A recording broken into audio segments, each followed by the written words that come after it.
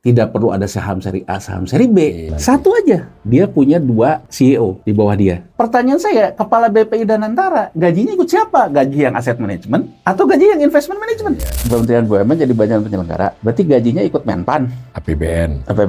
Karena sekarang semua udah diserahkan juga pengelolaannya, ya mau apapun yang urusan BUMN, ya digaji sama Danantara. Itu kan efisiensi juga, Mas Awali. Nah, ini seolah-olah sisa dari kemarin ingin ngakalin bahwa di Danantara itu bukan penyelenggara negara, dibuatlah yang ini. Presiden menyebut-nyebut bahwa nanti kita tidak akan defisit lagi. Nah, saya jadi bingung. Mungkin Pak Presiden masih melihatnya ini nanti masuk sebagai pendapatan. Jadi kalau saya lihat antara maunya Presiden dengan apa yang dikerjain itu sebenarnya beda, Mas. Itu makanya saya... Tapi yang menerjemahkan di bawahnya menurut saya masih tricky. Iya, Mas. Ya, jadi artinya menerjemahkan maunya Presiden tuh nggak utuh ya.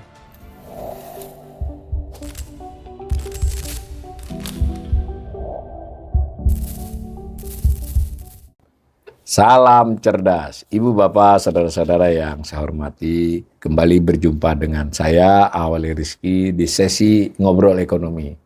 Saya ditemani oleh sahabat saya, Yanwar Rizky. Untuk kali ini, seperti juga yang tayangan sebelumnya, ini agak di luar kebiasaan. Biasanya kan kami nganalisis laporan keuangan, sekali ini kita coba nganalisis isu, tapi tentu ada informasinya.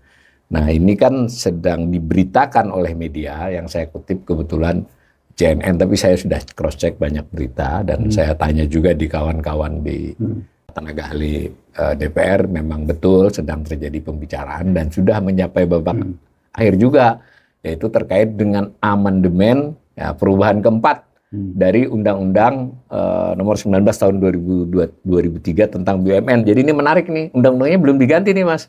Tapi sudah amandemen dan amandemen ketiga yang kemarin yang tentang ada Danantaranya itu di awal tahun ya, nomor itu luar biasa ya, itu Undang-Undang nomor 1 tahun 2025 ya, perubahan tentang ini. Tapi itu juga mungkin buat teman-teman yang ahli hukum ya, mengapa perubahan-perubahan yang begitu serius begitu kok masih amandemen, kenapa nggak sekalian ganti aja gitu.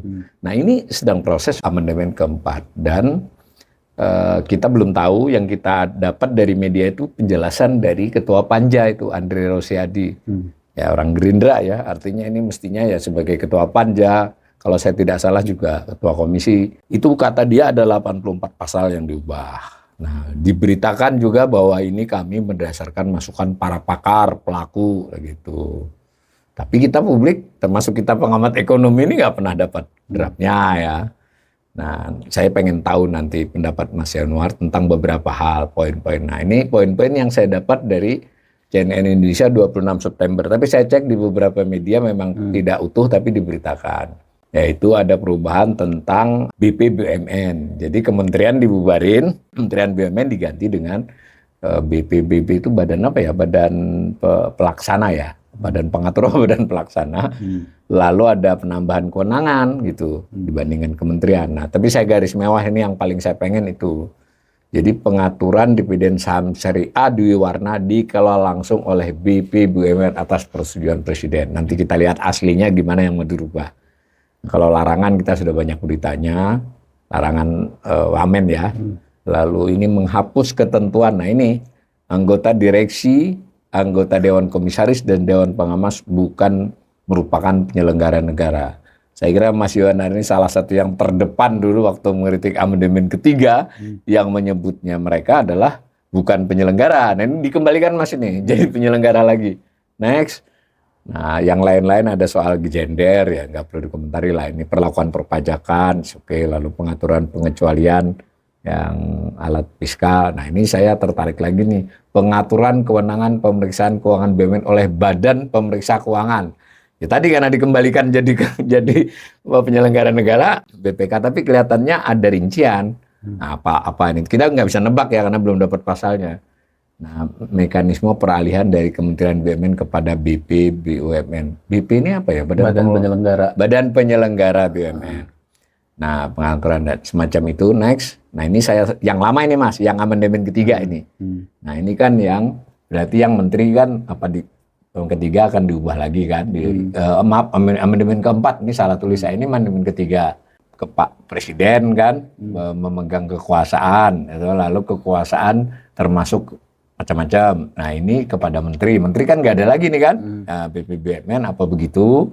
Ada soal saham seri A di luar ini kayaknya kita perlu refresh lagi nih, apa yang dimaksud dengan saham seri A, saham seri B. Nah next, ada juga ini yang lama ya, yang akan dirubah. Badan di sini maksudnya ini bukan badan BPBUMN, tapi ini badan investasi kemarin. Ini apa masih begini? Jadi ada BPBUMN, ini nanti kita betul-betul minta pandangan Mas Yanwar. Padahal ada lagi BPBUMN kan. Nah, ini badan di sini masih badan Danantara ini. Itu gimana sih? Dugaan kita aja bahwa dengan BPBUMN ini gimana? Ada lagi nggak? Nah, habis kurang lebih begitu. Saya pengen dulu kesan, kan Mas Yanwar juga ngikutin ini di beberapa berita ini. Ini apa sih yang mendasar dan belum lama loh ini? Belum sampai setahun loh umurnya. Penggantiannya ini menurut saya untuk beberapa pasal betul-betul ganti serius itu. Nah, gimana Mas? Jadi kalau menurut saya kita apresiasi dulu ya. Kelihatannya mungkin kontroversi lahirnya Danantara. Juga kita selalu singgung bahwa buat apa ada Menteri BUMN lagi kalau Danantara, kelihatannya itu yang direspon. Termasuk kemarin diganti menterinya dipindah ke Menpora gitu ya. Artinya Kementerian BUMN-nya dirubah. Nah, mungkin apresiasi juga persoalan penyelenggara negaranya dikembalikan. Tapi gini Mas Awalil, ada satu hal yang saya ingin cermati ya. Kementerian BUMN ini sekarang dirubah menjadi Badan Penyelenggara BUMN, ya, dengan status dia pegang saham seri A. Kemudian ada Badan Pengelola Investasi Danantara, saham seri B. Nah, A plus B seperti kita pernah bahas dalam neraca pemerintah pusat, itu adalah ekuitas aset investasi pemerintah pada BUMN. Kalau yang A-nya jelas bahwa itu tetap lembaga negara lah ya, tetap kementerian Badan Penyelenggara BUMN. Yang seri B-nya ini penegasannya apa nih? Nanti disebut apa di aset? Karena kalau menurut saya gini, kalau misalnya dividen yang seri A kan tadi dikatakan boleh diatur oleh presiden. Nah, berarti kalau yang seri B sudah tidak ada dividen lagi. Ya, nah bukan persoalan dividennya aja menurut saya, tapi penempatan modal seri B itu apakah keluar dari neraca keuangan pemerintah pusat? Ya kan, sehingga hanya tinggal seri A.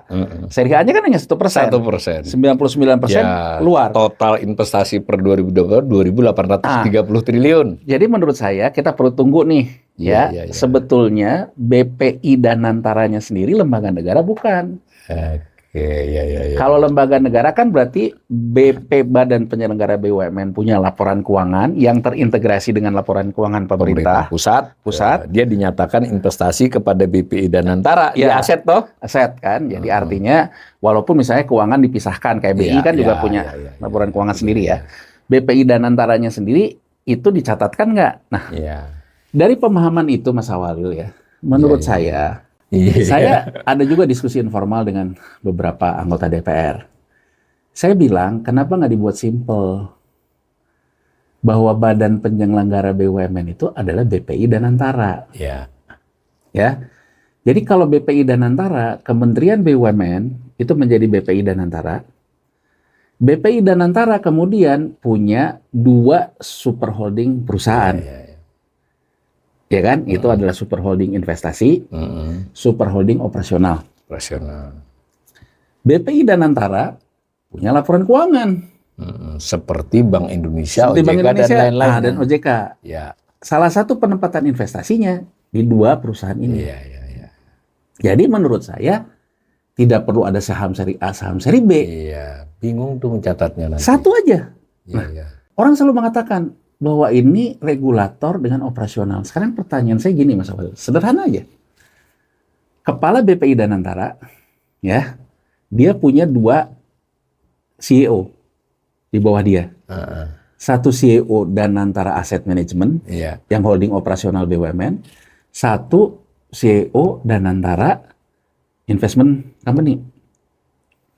Si BPI Danantara sendiri, kan kalau 2 ini punya perusahaan nih. Ada laporan keuangannya. Si BPI Danantara sendiri ketika sama ini, kan organisasi juga. Pertanyaan saya, kepala BPI Danantara, gajinya ikut siapa? Gaji yang aset manajemen atau gaji yang investment management? Ya kan? Jadi kan kalau menurut saya, kenapa nggak BPI Danantara inilah yang disebut dengan Badan Penyelenggara BUMN? Simple gitu, efisien, tidak ada banyak tumpang tindih gitu ya. Nanti juga dia punya laporan keuangan yang menjadi objek audit BPK, seperti halnya juga BI, seperti halnya juga BPJS. Itu adalah BPI Danantara. Di ekuitas laporan keuangan pemerintah pusat tetap ekuitas ditempatkan di Danantara.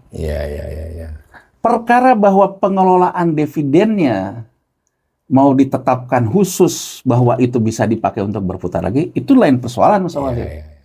Sama juga dengan kita kemarin sebelum tayangan ini kita bahas BI. BI pun kan memberikan surplus ke pemerintah kan bisa 5 tahun, 10 tahun. Asal melebihi itu syaratnya. Kan bisa ditentukan undang-undang. Tapi yang jelas bahwa ini adalah lembaga negara, bahwa perkara bahwa pengelolaan dividennya itu bisa dikelola sendiri, dinyatakan saja di undang-undangnya. Sebagai aset, BI itu masuk ke investasi jangka panjang, Mas, di LKPP. Iya, betul. Nah, ini juga sama masuk kan? Masuk ekuitas juga ya. Nah, di LKPP. Jadi artinya objek audit BPK-nya itu di mana? Di BPI Danantara, Badan Penyelenggara. Jadi kalau menurut saya, buat apa ada badan penyelenggara ini, Mas Awalil? Coba Mas Awalil. Apalagi badan penyelenggara ini statusnya dengan Kementerian BUMN jadi serupa dong. Jadi serupa. Dan gini loh, persoalannya gini loh. Kalau menurut saya, kewenangannya itu kan kewenangan RUPS. Satu pegang 99 seri B, satu pegang seri A. Nah, sama-sama kewenangannya RUPS kok. Orang selalu bilang bahwa kalau yang badan penyelenggara itu adalah regulator. Regulator apa? Regulatornya kan kalau pupuk regulatornya Departemen Pertanian, kalau Pertamina regulatornya Departemen Sumber Daya Energi, yang disebut dengan hak di situ semuanya hak pemegang saham kan misalnya. Coba bayangin, kalau besok misalnya BPI Danantara menyetujui RKAP BUMN di bawahnya, ya kan? Terus diveto sama Badan Penyelenggara BUMN, kan nggak efisien. Kenapa nggak sejak awal dirancang? Jadi harusnya BPI Danantara, Mas Awalil, itulah Badan Penyelenggara BUMN. Semua dari Kementerian BUMN, ya perkara orang yang mau dipindah ke situ, atau di perusahaan, atau di ke bawah, atau mau di Bappenas, Kementerian Keuangan, Keuangan, itu mah urusan SDM ya. Tapi bahwa fungsinya menurut saya dipindahin ke situ, ada organisasinya. Dan menurut saya gini loh Mas Awalil, kan ini di ranah pengawas ya. Nah, agar ada pengawasnya, ada Badan Penyelenggara BUMN, karena dulu ketua Dewan Pengawasnya Menteri BUMN kan, berarti sekarang ketua Badan Penyelenggara BUMN. Menurut saya, kita simpelkan aja dimanapun juga yang punya organisasi kayak gini, ketua Badan Pengawas itu Menteri Keuangan, bendahara negara. Karena menyangkut duit negara ya. Jadi kan tidak perlu ada lagi Badan Penyelenggara BUMN, yang ada BPI Danantara. Di BPI Danantara nanti ada struktur Dewan Pengawasnya, ketua Dewan Pengawasnya, ya Menteri Keuangan. Menteri Keuangan. Iya kan? Dan bahkan saya ingin lebih progresif lagi. Kalau BPI Danantara ini, sekalian kita merevisi undang-undang ini, kita terapkan aja one tier system. Kalau kita ini kan two tier system. Jadi ada eksekutif, ada pengawas, ada direksi, ada komisaris. Kita sekalian merevisi ini, BUMN kita ini one tier. BPI Danantara, ya, itu menyelenggarakan kewenangan BUMN itu. Dia, ya, terdiri dikepalai oleh seorang kepala, yang setingkat menteri. Anggotanya ada 2, merangkap anggota komisioner BPI Danantara. 1 anggota merangkap direktur eksekutif Danantara Asset Management, yang super holding BUMN operasional. 1 anggotanya lagi adalah merangkap direktur eksekutif Danantara Investment Management. Ex officio mewakili pemerintah, katakan saja Menteri Keuangan. Dalam struktur one tier itu. Mewakili masyarakat misalnya. 1. Jelas gitu, boardnya kayak gini. Nanti di BPI Danantara, dia punya juga organisasinya. Yang di bawah ini perusahaan, punya juga organisasinya. Jadi kalau menurut saya, simple aja gitu, nggak usah dibuat rumit. Ini badan penyelenggara ini jadi dengan Menteri BUMN sama, jangan-jangan. Ini loh, kalau sekarang Badan Penyelenggara BUMN, Berarti kan dia Kementerian BUMN jadi badan penyelenggara. Berarti gajinya ikut Menpan. Iya. APBN. Kenapa kita nggak efisien aja? Iya. Karena sekarang semua udah diserahkan juga pengelolaannya, ya mau apapun yang urusan BUMN, ya digaji sama Badan Antara. Iya. Itu kan efisiensi juga Mas Awalil dibandingkan dengan kita harus muter-muter gitu. Ini kalau saya sederhanakan, kita anggap nih pendapat ini nggak perlulah ada BP BUMN. Terus ini yang ada BPI dan Antara diperjelas makhluknya, diperjelas, dipertegas. Ya bisa dikatakan mirip dengan Bank Indonesia, OJK gitu. Berarti dia tidak masuk ke dalam LKPP si BI dan Antara ini begitu. Hanya pernyataan. Iya bahwa seperti juga tadi BI, OJK dan lain-lain ini di LKPP kan masuk ke dalam investasi jangka panjang, ya toh masuk sebagai aset, nah, otomatis terhitung juga di ekuitas.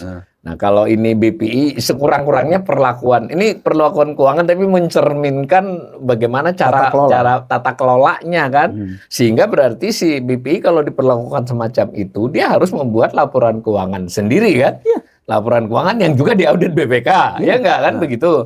Nanti bahwa di bawahnya ada perusahaan itu bisa lebih jelas kan gitu ya. Jadi gini Mas Awalil, kita niru ya di Cina kan ada badan sasak juga ya. Kita membentuk badan otonom, namanya Badan Penyelenggara Investasi dan Antara, BPI dan Antara. Dia itu mengelola dua hal, aset. Tapi si BPI-nya ini 100% milik negara ya, 100% ya. Ada laporan keuangannya, badan otonom. Iya, badan otonom. Badan otonom ini dia isinya apa? Memegang saham di dua perusahaan. Satu holding investasi, satu holding operasional. Sebenarnya nggak dua-duanya SWF ya, yang SWF cuma satu.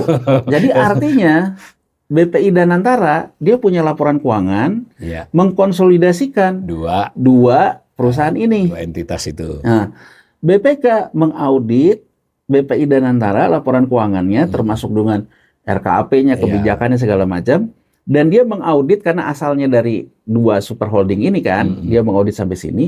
Kalau ke bawahnya belum tentu juga BPK audit masalahnya. Ya, kecuali ada permintaan khusus. Kecuali ya terkait subsidi, terkait segala macam ya. Jadi maksud saya itu simpel aja gitu. Jadi artinya kita melakukan konsolidasi laporan keuangan. Yang disebut perusahaan tuh yang mana? Dua ini. Iya, BPI-nya bukan.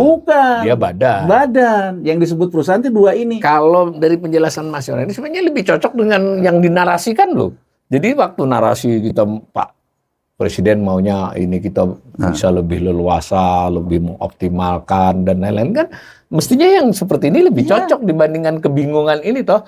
Saya kembali lagi ke ini buat pemirsa, mudah-mudahan sebagai literasi. Ini jadi di dalam laporan keuangan pemerintah pusat itu ada neraca. Di neraca itu ada aset, ada kewajiban, ada ekuitas. Ya otomatis ekuitas itu terkait aset ya, aset dikurangi kewajiban. Di aset itu ya ada aset lancar, aset tetap, ada satu jenis aset namanya investasi jangka panjang pemerintah. Di dalamnya itu ya ada BUMN, ada badan-badan lainnya. Nah yang besar memang BUMN, itu 2.830 per 31 Desember 2024. Kalau kayak BI itu hanya 3,2 triliun, apa semacam itulah yang. Nah ini ada di aset gitu ya, ada di aset otomatis dikurangi liabilitas berarti dia mempengaruhi ekuitas ya. Nah tiba-tiba ini sebelum ada perubahan ini di-inbrank ke cangkang dulu, nanti masuk ke Dana Antara. Kita masih sudah mempertanyakan di sini, terus diperlakukan apa di aset kan? Karena kalau dia diperlakukan sebagai investasi BUMN lagi ya BPK berhak dong meriksa itu dan tetapi kalau di inbrank bingung kan, apalagi dengan klausa tidak lagi menjadi penyelenggara negara. Nah, dibuatlah saham seri A, seri B. Ini kan juga kita belum tahu karena belum lewati tahun anggaran nih Mas. Perlakuannya bagaimana? Yang dicatat di aset ini apa hanya saham seri A? Berarti 1% anggap aja besok 2.900 ya. Masa 22,9 triliun? Nah, tapi dari tadi ulangan ini jangan-jangan seri A, seri B-nya tetap dimasukin sebagai aset di pemerintah dengan klasifikasi. Mungkin nggak itu? Meskipun yang lebih logis seperti Mas Yanwar tadi kan, bahwa ini dipindah dari investasi kepada BUMN menjadi investasi kepada Danantara, begitu nggak nangkapnya? Ya, jadi gini Mas Walil, kalau penangkapan saya ya, penangkapan saya ini terjebak dalam dua hal isu sebetulnya. Isu terkait dengan public governance, yang terkait dengan birokrasi, tata kelola birokrasi. Kedua adalah corporate governance, yang terkait dengan tata kelola korporasi. Kelihatannya di BPI Danantara, termasuk juga orang-orangnya di BPI Danantara, dia ingin melakukan yang namanya public governance itu nol. Jadi dia tuh murni betul-betul corporate governance. Ya, acuannya itu saja. Acuannya itu, jadi artinya business judgment rule dan segala macam. Karena ada pemikiran ini, maka tetaplah dibuat yang untuk urusan public governance-nya, dibuat lagi lah badan penyelenggara. Tapi saya ingin memberikan simplifikasi, ya. Badan penyelenggara investasi Danantara yang ada kepala BPI Danantaranya, dia adalah public governance-nya. Dua perusahaan di bawah dia itu yang corporate governance-nya, yang tidak ada urusan dengan public governance. Jadi menurut saya badan penyelenggara BUMN itu ya BPI Danantara. Ya logikanya begitu ya. Kalau ini kok jadi double ya? Iya, enggak. Sekarang pertanyaan saya, kepala BPI Danantara ini gitu. Posisinya itu di perusahaan ini kan dia punya dua perusahaan. Iya. Dia sendiri badan loh, bukan PT Danantara loh. Iya, badan benar. Ya. Jadi kalau menurut saya ini terjebak Mas Walil. Terjebak dari mungkin orang-orang yang ada sekarang nggak mau dibuat ribet oleh urusan-urusan public governance. Saya potong dikit Mas, itu dari pidato kemarin di Munas PKS itu suasananya juga begitu. Kira-kira Pak Prabowo memerintahkan ini BUMN ini banyak korupsinya, banyak ini harus bisa dibuat efisien. Ini oleh para pembantunya diterjemahkan ini harus GCG-nya menganut kepada acuan korporasi kan. Jadi kan kepala BPI Danantara tugasnya apa? Termasuk yang dimau presiden kan? Membersihkan semuanya. Ya kan? Yang melakukan fungsi operasional perusahaannya dua perusahaan ini kan. Jadi singkatnya menurut saya Mas Walil, badan penyelenggara ini nggak usah ada. Ya kan? BPI Danantara. BPI Danantara itu adalah Kementerian BUMN dulu. Ya kan? Dan ini adalah lembaga negara otonom. Ya kan? Bedanya dengan kementerian dulu ini sekarang otonom. Otonom sama kayak BI lah. Nah, sama kayak BI. Dua ini punya dua perusahaan. Yang perusahaannya ini yang corporate. Tapi direktur utamanya, CEO-nya anggota dari badan. Dari komisioner di badan. Jadi menurut saya simpel gitu. Tidak ada banyak. Jadi jangan sampai urusan orang per orang. Jadi gini loh, mohon maaf nih. Jadi otomatis kita jadi berprasangka ke situ ya. Mohon maaf gini loh. Misalnya dulu ada Menteri BUMN. Sekarang ada Kepala BPI Danantara. Menteri BUMN ada wamennya. Jangan karena urusan orang, biar tetap ada posnya, ya udahlah dibuat aja deh. Badan penyelenggara kan menurut saya nggak efisien. Kan bisa aja sekarang artinya Menteri BUMN adalah Kepala BPI Danantara. Wakil-wakil Menteri BUMN ya masukin aja jadi wakil Kepala BPI Danantara. Kan gitu aja simpel gitu loh. Ya kan, jadi maksud saya kan jangan karena persoalan orang per orang gitu loh Mas Walil. Oke. Saya mau minta pertajam soal saham seri A, seri B itu disegarkan kembali kita itu Mas. Yang awal di amandemen ketiga atau kemungkinan, tapi kayaknya nggak ada perubahan di amandemen. Gini Mas Walil. Jadi dulu waktu Indosat, Indosat itu kan didivestasi total. Argumentasi dulu pemerintah bahwa kita tidak mendivestasi total karena kita pegang saham seri A. Jadi saham seri A tuh begini, walaupun sahamnya jumlahnya kecil, tapi dia pengendali.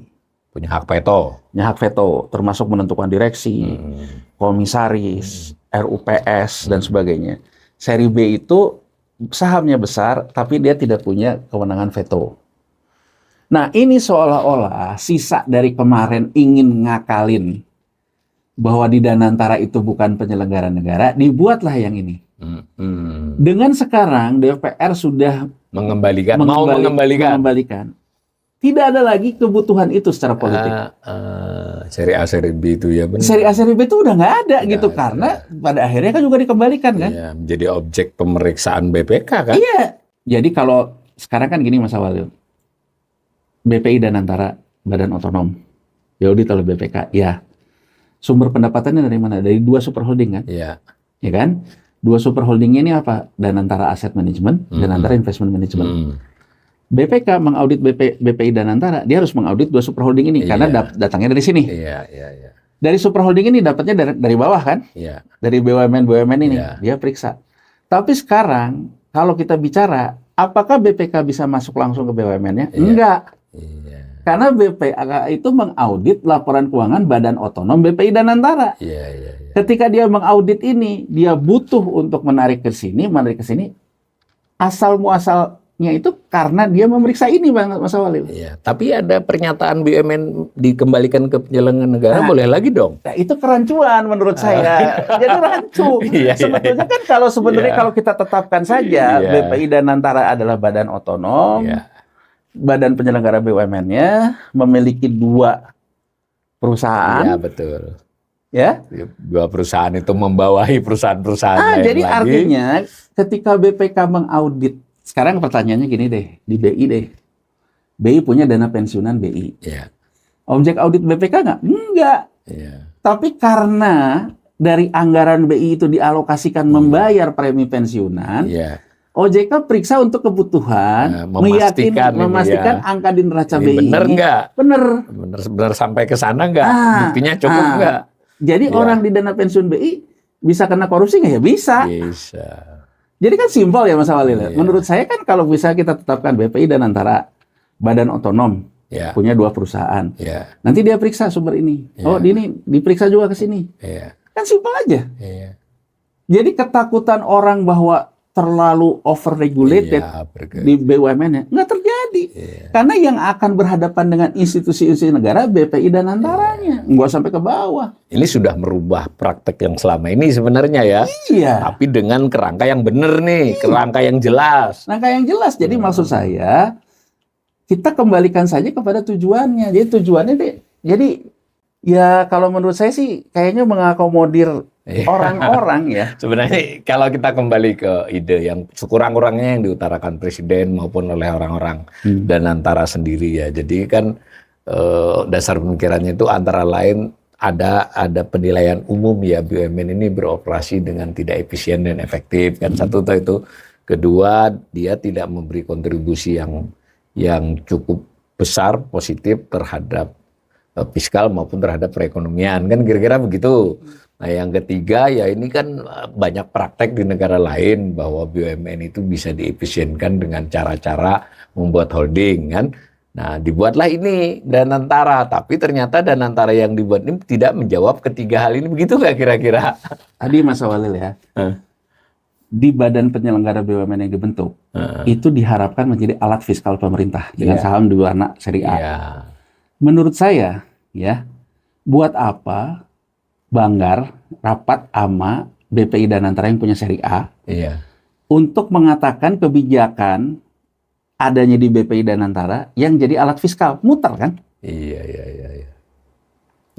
Muter kan, jadi ngomong dulu sama ketua badan penyelenggara BUMN, badan penyelenggara BUMN-nya nanti ngomong lagi ke BPI Danantara, BPI Danantaranya ngomong korupsi, kan muter-muter menurut saya. Jadi menurut saya kalau ada kaitannya dengan alat fiskal ini, berarti kan pertemuan di Banggar nih. Ketika kita membahas APBN, ada BI, karena terkait dengan asumsi-asumsi. Ada pembiayaan pembangunan yang dilakukan oleh Danantara. Jadi kan isinya adalah Kepala BPI Danantara, Gubernur BI, Menteri Keuangan.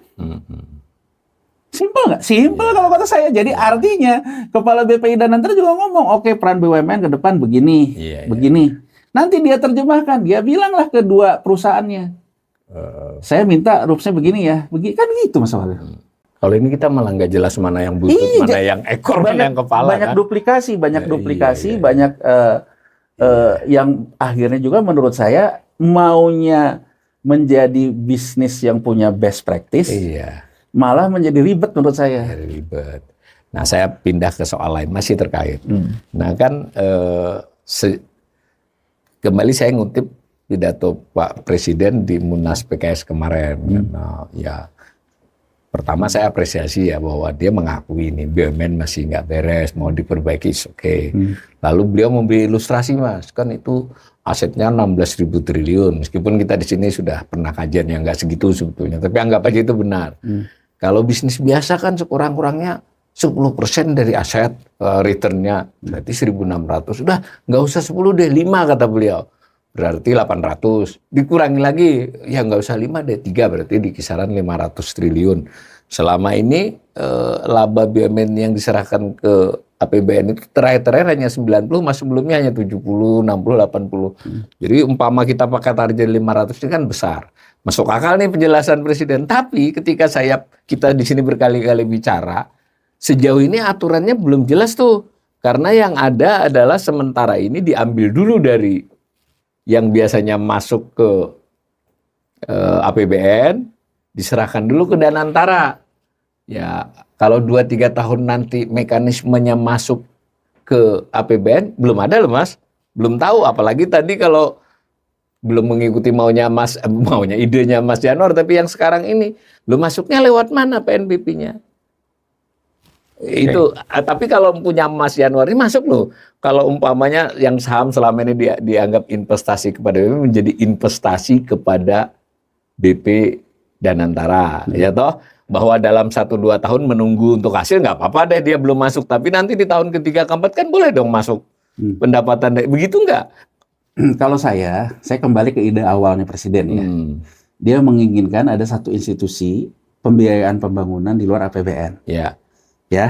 Tapi bukan berarti keluar dari neraca APBN kan lebih kepada operasional ya. Tapi bukan keluar dari neraca. Sama aja dengan sekarang di neraca pemerintah ada Bank Indonesia, tapi operasionalnya tidak terkait APBN. Jadi bisa tidak masuk ke pendapatan, ya, tapi ada pengaruh terhadap perekonomian. Itulah yang diatur di Undang-Undang BUMN. Ini yang Undang-Undang BUMN ya. Berarti Danantara itu dia pemegang sahamnya itu adalah investasi jangka panjang pemerintah pada badan BPI Danantara. Dengan dia mendapatkan itu, dia distribusikan lagi, ya kan Mas, sahamnya itu ke yang operasional, ke yang investment. Nah kemudian ketika keuntungan dari dua perusahaan ini diaturlah di undang-undang bahwa Danantara bisa mengalokasikan labanya itu untuk pembiayaan pembangunan tanpa harus masuk ke APBN. Tidak melewati pendapatan dan belanja. Nah, APBN. Berarti kan disitulah lex spesialisnya dia. Iya. Sama kayak BI kan. BI juga kan bisa mengelola moneter dan kemudian sama dia untuk stabilitas kan. Masuk akal sampai situ. Nah, jadi maksud saya kalau kita simplifikasi apa yang dia maksud oleh Presiden Prabowo, ya, berarti kalau sekarang katakanlah 16.000 triliun itu katakanlah 5%. Katakanlah 100 triliun. 800 triliun. Berarti kan negara ini satu punya APBN yang angkanya 3.000 triliun. Dan negara punya 800. Untuk pembiayaan pembangunan tiap tahun. Masuk. Iya kan Mas? Ide itu masuk akal. Jadi maksud saya sebetulnya apa yang Danantara peroleh itu untuk dikelola lagi kepada investasi ulang. Untuk agar perekonomian dinamis ya. Nah, agar yang diinvestasikan itu tambah besar, BUMN-nya harus sehat kan? Iya. Nah, makanya kan kalau menurut saya bahwa target pertama Danantara ke depan ini menyehatkan BUMN sebetulnya. 2-3 tahun mintanya Pak Prabowo. Masuk akal lah kita. Dibersihin BUMN-nya sehingga nanti BUMN-nya punya struktur dividen yang sehat. Struktur dividen yang sehat ini yang dipakai untuk dana ke SWF-nya. Jadi kalau saya Mas Awali, saya berpendapat yang SWF tuh nanti dulu lah. Bersihin dulu deh yang ini. Gitu loh. Jadi jangan loncat-loncat gitu loh. Bersihin dulu yang ini. Karena sudah diakui sendiri oleh Presiden, lebih dari 50% itu rugi kata dia. Jadi bersihin dulu yang ini, begitu ada. Bahkan Danantara bisa juga mendapatkan misalnya yang saya bilang di tayangan kita sebelumnya. Laba moneter BI juga bisa masuk ke situ. Cuma memang ada masalah sedikit Mas, karena kita tahu kan terlepas dari ada BUMN gitu, tapi kan dari awal di undang-undang BUMN yang ada itu yang tidak diubah, kan BUMN itu ada yang tujuannya layanan publik Mas, bukan keuntungan. Apa nggak perlu dibuat pemisahan?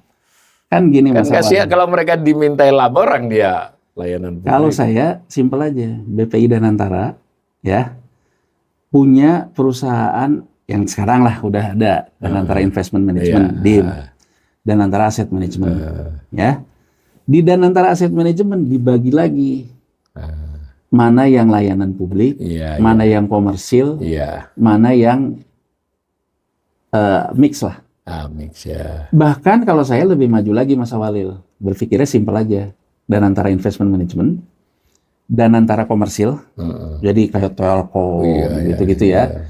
Danantara perbankan kayak apa kayak gitu. Ya boleh komersil kan? itu. Danantara apa? Danantara layanan publik. Ya kan? Nah, jadi kalau menurut saya, kalau dipisahkan kayak gini, yang ini jelas untuk layanan publik. Iya, KPI-nya beda. KPI-nya beda. Atau kalaupun juga mau ada badan lain BUMN, BUMN yang tidak ada kaitannya dengan sektor profit, disendirikan, itulah badan baru BUMN gitu loh. Kalau perlu jadiin BLU. Bisa kan di bawah kementerian BLU. Yang sekarang kan BLU sudah ada tuh. BLU, jangan nggak usah BUMN lah begitu. Jadi kalau mau mengakomodir orang-orang yang dulunya di Kementerian BUMN, menurut saya gitu loh. Mereka suruh ngurus aja BUMN layanan umum. Jadi badan layanan umum, BPI Danantara. Jadi kalau menurut saya itu gerasak gerusuknya itu nggak selesai gitu, karena urusannya adalah mengakomodir orang kelihatannya. Bahkan kalau boleh menilai diskusi publiknya itu jadi kayak searah kan. Kita ini kayak bukan hanya kita kan banyak yang kritik ya bersuara kita, tapi yang sana sendiri aja ada perubahan tiba-tiba ini jangan-jangan belum sampai diketok ada perubahan lagi. Apa ada kesan begitu? Jadi menurut saya ini kan menyangkut nasib kita, tidak harus kita berdua ya, siapapun kan bisa tuh, ada beberapa orang yang punya pendapat tentang ini, mengapa mereka tidak diakomodir. Jadi kalau saya lihat yang diundang misalnya ahli hukum tata negara segala macamnya, ya menurut saya sih sebetulnya kan kualitas pembahasan itu bisa diundang juga siapa yang diundang kan masalahnya. Iya, betul. Ya kan, termasuk juga memberikan pandangan. Oh, ini corporate way-nya di sini, publiknya di sini. Semua yang dicantumkan, ini pemirsa kami kebetulan punya dokumen yang rapat itu, dari semua itu yang ahli hukum semua itu yang diundang, ekonominya nggak ada. Jadi menurut saya, jadi gini loh, bedakan antara mengundang untuk mencari informasi, dengan mengundang untuk setuju pada informasi yang ingin diciptakan, kan dua hal yang berbeda Mas Awalil. Ya kan, dua hal yang berbeda. Jadi kalau menurut saya sih DPR walaupun kesannya macam-macam, ya misalnya gini deh, salah satu anggota DPR WA ke saya, poinnya adalah soal penyelenggara negara. Ya intinya bahwa kita sudah berhasil memperjuangkan, mengembalikan. Saya jawab bahwa kalau berdasarkan agensi teori antara hubungan pemegang saham, eksekutif, dan pemeriksanya agensi teori, ini ada yang keliru, saya bilang. Karena Badan Penyelenggara itu buat apa? Karena semua itu tetap pemegang saham. Jadi katakan, itu udah diputusin. Kan buat apa juga? Nanya juga informal sama kita. Bukannya saya pengen ditanya. Tapi maksud saya, bahwa pemikiran-pemikiran efisiensi, pemikiran-pemikiran yang simpel itu kan harus jadi pertimbangan loh. Dan menurut saya agak nggak nyambung juga dengan keinginan presiden yang penguatan negara. Mas Awalil bisa bayangin nggak presiden menuntut BUMN-nya diefisienkan. Nanti ketua badan penyelenggara BUMN yang pegang di Warna, udah dia gimana mau ke sana? Orang di sana operasionalnya dipegang oleh BPI Danantara. Dia ngomong ke BPI Danantara, ini sesuai mandat presiden minta BUMN-nya dirapikan. Apa nggak birokrat dalam birokrat? Penerjemahan perapiannya kan seperti Danantara. Birokrat sama birokrat ngurusin birokrat gitu loh Mas Awalil. Kan lebih baik ya birokratnya satu aja. Kalau presiden mau ngomongin bahwa saya mau begini, ngomongnya satu orang aja, nggak usah. Itu sih kalau menurut saya. Jadi menurut saya sih ya niatannya bahwa mengurangi yang penyelenggara negara kita apresiasi. Tapi menurut saya ya kalau bisa sih sebelum diketok ini disimplifikasi aja lah. Ya kan? Jadi artinya negara ini sudah sama sekali tidak keluar APBN untuk pengurusan BUMN. Kalau ini kan badan penyelenggaranya masih di APBN Mas Awalil. Masih. Dan untuk tahun 2026 APBN yang akan datang dia dapat PMN Mas. BP Danantara. Jumlahnya sih bergabung dengan yang lain 42 tuh. Jadi saya nggak tahu dapat berapa, belum ada. Tapi dapat tegas itu dan tentara dapat. Kan lucu toh. Sementara dia belum memberi masukan. Ya. Nah, ini kan terjadi. Saya potong sedikit Mas. Ini saya tidak tahu nih yang memberi masukan ke presiden. Saya udah paham nih dari penjelasan Mas Yanuar bahwa tidak harus BP Danantara itu dalam konteks memberi PNBP ya. Karena kan seperti BI juga tidak mengasih ke sini, tetapi memang dia berdampak pada stabilitas ekonomi, kebijakan ekonomi yang ya sebutlah kalau dalam teori itu pembiayaan pembangunan bukan pembiayaan APBN kan kira-kira gitu. Masuk akal lah, karena dengan begitu kalau ekonominya tumbuh nanti pajak kan juga bisa lebih besar kan. Nah, dan dalam konteks Danantara dan BUMN ini kan kita bisa terima argumen itu secara teoritis kan. Tapi di pidato itu Presiden menyebut-nyebut bahwa nanti kita tidak akan defisit lagi. Nah, saya jadi bingung. Artinya berarti mungkin Pak Presiden masih melihatnya ini nanti masuk sebagai pendapatan. Saya kesannya begitu loh. Saya lihat di YouTube-nya juga. Yes. Jadi kalau saya lihat antara maunya presiden dengan apa yang dikerjain itu sebenarnya beda, Mas. Itu makanya saya khawatirnya saya di situ. Ini bukannya kita GR ya, Mas. Kita kan termasuk yang menyoroti ya. Kelihatannya presiden cukup mendengar juga bahwa ternyata Danantara ini bukan penyelenggara negara, bukan apa. Makanya kan dalam reshuffle kemarin dia geserlah Menteri BUMN itu kan. Tapi yang menerjemahkan di bawahnya menurut saya masih tricky. Iya, jadi artinya menerjemahkan maunya presiden tuh nggak utuh ya. Jadi kalau menurut saya, misalnya tadi ya PMN, karena saya juga dengar dari beberapa orang dia mengatakan gini, Danantara Investment Managementnya yang DIM-nya itu juga minta PMN katanya, ya kan? Danantara Asset Managementnya terkait dengan BUMN-nya minta PMN. Menurut saya berarti pemisahan Danantara menjadi badan otonom gagal dong. Karena kalau dia pemisahan jadi badan otonom, menghidupi manajemen Danantara Investment Management, menghidupi Danantara Asset Management, itu dari pendapatan di sini. Kembali contohnya BI dan OJK. Kan, awal boleh kan. Jadi maksud saya, gajinya pun sudah tidak melibatkan APBN. Kebutuhan modalnya pun sudah tidak melibatkan lagi APBN. Sayangnya ini belum diketok Mas. Jadi ini kan para pemirsa sekali lagi yang kami bicarakan ini dari berita media dan informasi berbagai kawan kenalan kita lah yang ikut bahas di sana, mau anggota DPR mau tenaga ahlinya. Sekali lagi dengan maksud mumpung belum diketok nih, mari kita lihat ini. Dan dari uraian Mas Yanuar tadi kami masih melihat beberapa yang harus digarisbawahi dan dipertegas. Kalau disederhanakan, kita ini benar-benar publik ini, apalagi kita yang ekonom ya, publik luas pun berhak. Kita itu benar-benar pengen dapat paparan utuh ya, tidak harus panjang lebar. Ini Danantara ini apa, posisi hukumnya apa ya, atau pertanggungjawabannya bagaimana, harapannya apa, kan runtut begitu kan Mas. Dan selalu yang namanya pengelolaan negara, apalagi terkait duit itu kan yang sangat betul-betul dimintai pertanggungjawabannya kepada publik. Gitu ya kira-kira dasarnya kita. Nah, kita masih menunggu nanti ketika diketok seperti apa kalimat-kalimatnya. Mudah-mudahan yang kami sampaikan ini memperkaya informasi yang bisa diperoleh oleh para pemirsa.